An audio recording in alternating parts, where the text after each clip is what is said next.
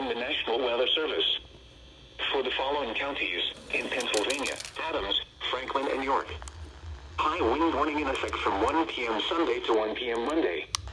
The National Weather Service in State College has issued a high wind warning, which is in effect from 1 p.m. Sunday to 1 p.m. Monday. The high wind watch is no longer in effect. Winds, west 20 to 30 miles per hour with gusts up to 60 miles per hour. Wind gusts, 50 to 60 miles per hour possible from the west. Timing, peak wind gusts Sunday afternoon through Monday morning. Impacts, damaging winds can blow down trees and power lines. Widespread power outages are expected. Travel will be difficult, especially for high-profile vehicles. Review wind safety and preparedness information at weathergovernor/safety/wind.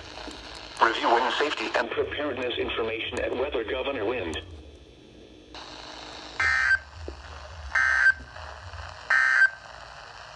This is a statement